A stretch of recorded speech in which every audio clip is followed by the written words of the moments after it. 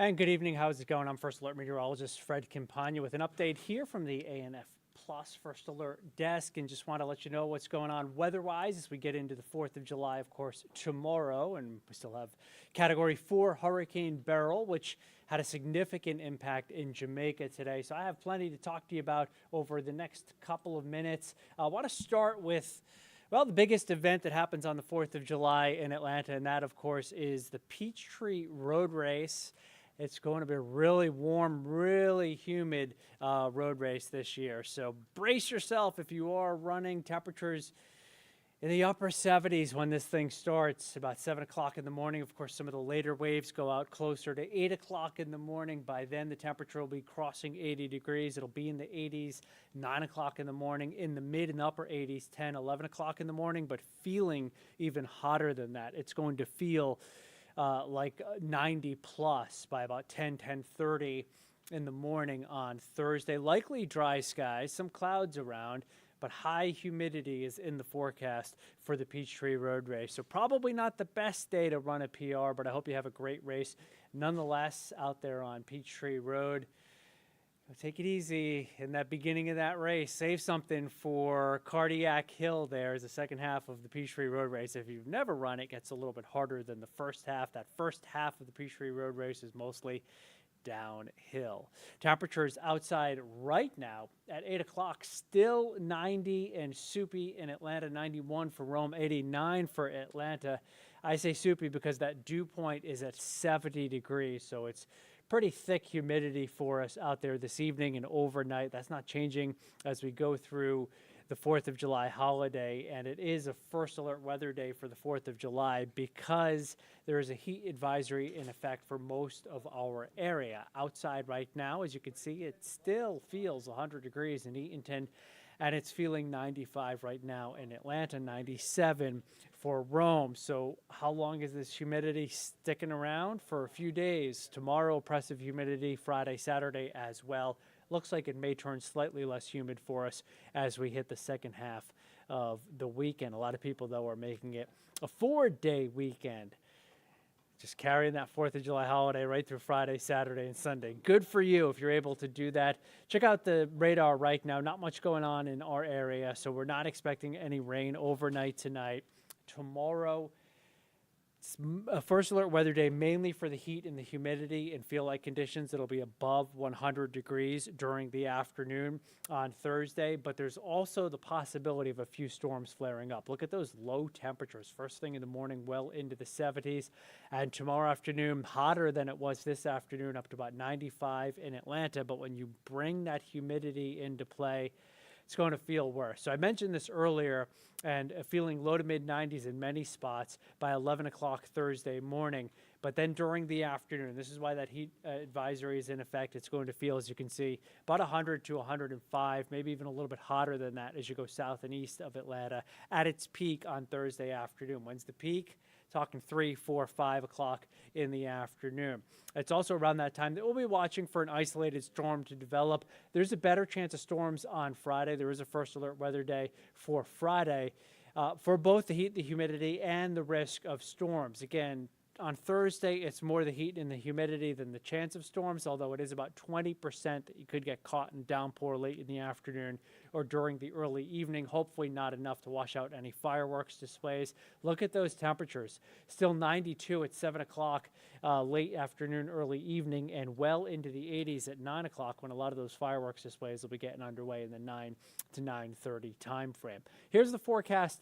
Clouds and radar, and notice how we don't have too much in the way of shower and storm activity flaring up on Thursday afternoon into early Thursday evening, but there will be more activity likely coming our way on Friday. Looks like Friday later afternoon, Friday evening time frame is when we're going to see some storms. I want to give you the latest on Beryl, which finally does not look as good on the satellite presentation as it has for the last couple of days. You can see how the eye skirted very close to the south coast of Jamaica, and just in those last few frames, we start to lose a lot of that really dark coloring to the satellite imagery, indicating that the eye of this storm has been affected by the island as it has skirted by. The max winds are now down to 130 miles per hour. It's still a Category 4, but any weaker, and it will be down to a Category 3. It's likely to stay south of the Cayman Islands, and then, as you can see, come south of Cancun Thursday night and into Friday morning, move through the Yucatan Peninsula, back out into the Gulf of Mexico, may re-strengthen from a tropical storm into a minimal hurricane, and then it takes aim somewhere north Texas along the Gulf Coast, north Mexico along the Gulf Coast, or south Texas. So we'll be watching that even into and through this weekend. It could have a landfall somewhere near Brownsville if it does go along the northern edge of that projected track. So today made 14 straight days with the temperature above 90 degrees in Atlanta. That is a 2-week heat wave, and our 7-day forecast means that it's going to be a 3-week plus heat wave. The only day that's really in jeopardy of getting to 90 degrees is on Tuesday with a forecast high of 91. Notice those rain chances on Friday, 60%. So scattered storms are likely Friday afternoon, evening time frame. About a 40% risk on Saturday. Keep that in mind for your outdoor plans. And on Sunday, our risk of storms goes down to about 30%, but it stays really hot as we go through the weekend. So that's how we're set up for that 4th of July holiday weekend. I hope it's a great one for you. Again, if you're running the Peachtree Road Race, enjoy it out there. Might need to stop at 1 or 2 of those water stops along the way to stay well hydrated, and take it easy on Thursday afternoon with those feel-like temperatures well above triple digits in many spots around the metro. All right, I'm going to hand it off now to Atlanta News First anchor Alan Devlin, who will have the latest on today's top stories coming up for you in just a minute.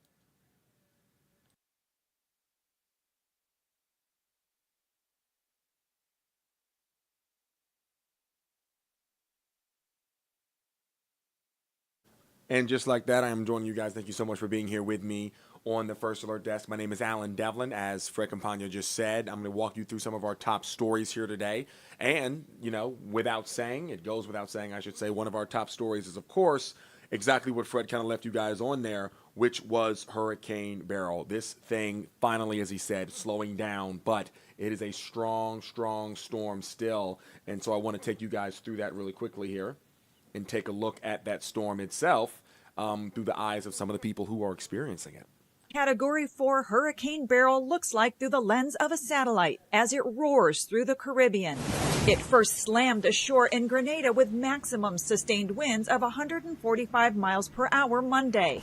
Those same life-threatening conditions are now punishing the island of Jamaica. Forecasters put the center of the storm just south of the island Wednesday afternoon, with powerful bands of wind and storm surge possible over its entire eastern half. Jamaica's prime minister took to social media Wednesday, urging everyone in high-risk impact areas to evacuate, with or without official notice. If you live in a low-lying area, or if you live on the banks of a river or a gully, I implore you to evacuate to a shelter or to safer ground. U.S.-based disaster relief efforts are underway, with organizations like World Central Kitchen and Global Empowerment Mission packing and preparing supplies for shipment to the hard-hit islands. Beryl is also changing up the itinerary for some cruise ship passengers. Cruise director told us that after we were done with Costa Maya, they're going to take us north as fast as they can to get us out of the track of the hurricane. A path that the National Hurricane Center is tracking into northeastern Mexico between now and Sunday, with a tightly wound center between 60 and 70%, making a U.S. landfall of some degree into southern Texas early next week possible. I'm Laura Aguirre reporting. A lot going on with this storm here, but we are keeping our eyes on it here at Atlanta News First, and we will keep you updated on the progression of that storm. It's not supposed to impact us in America at all, but maybe you have some loved ones who are traveling, or maybe people who live down in the Caribbean. We're going to keep an eye on it in regards to that. The next story I want to talk to you guys about here is, of course, 4th of July holiday is tomorrow. A lot of fireworks, a lot of 5Ks, 10Ks you guys might be running, but also food. Food comes hand in hand with the 4th of July. And so, as everybody always thinks about every year, what do those food prices look like? Well, we've got Abby Casaurus walking us through it. At the Stop and Shop in Clifton, New Jersey, shoppers are filling up for the 4th. Family, backyard time, grilling time, hanging out with friends. Who doesn't look forward to the 4th? It's the summertime. And family favorites are on the menu. All the things for him to make his famous macaroni salad. Even though inflation is easing, it's still being felt. When we get the final bill, it's like sometimes it's sticker shock. Overall, grocery store prices are up about 1% from last year, but that's compared to about 4% at restaurants. So cooking at home can save some dough. Hamburgers are a July 4th staple, and while the price of ground beef is higher this year, lettuce, tomatoes, and cheese are less. Wells Fargo puts the average price to make a classic cheeseburger at $2.19 each. When you look at making that burger, yeah, it's just about where it was a year ago. Economist Michael Swanson says lower potato prices mean potato salad is cheaper, and beer is only up 1.2% from a year ago. To see it down to 1.2%, that's pretty normal inflation. But dessert could be bittersweet. Cupcakes are 5.6% more than in 2023. Swanson says shop around for the best deals. Many stores will discount certain items to get people in the door. But they don't put everything on sale. So you really want to make sure that you find what you want where you want it, but don't throw a lot of things in your cart just because you're there, because you might not be getting the bargain that you think you are. One way to get more bang for your buck on the 4th. Bradley Blackburn, CBS News, Clifton, New Jersey. And last but certainly not least, last but not least, that's what I meant to say. We're going to take you guys back in history this time, back to the Civil War, where a group of soldiers who fought in the Civil War were just honored 160 years later after they pulled off one of the feats that many say helped the Union win the Civil War right ahead of July 4th. We're about to celebrate our nation's birthday. This was one of those turn points in our nation's history.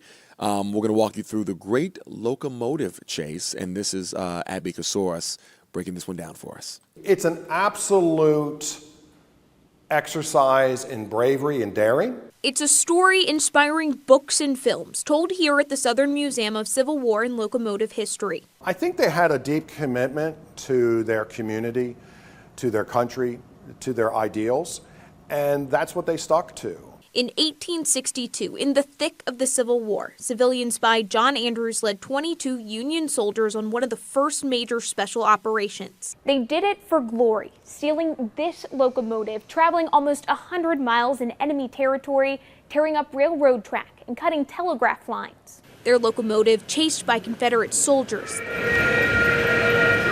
They ditched the train a few miles outside of Chattanooga.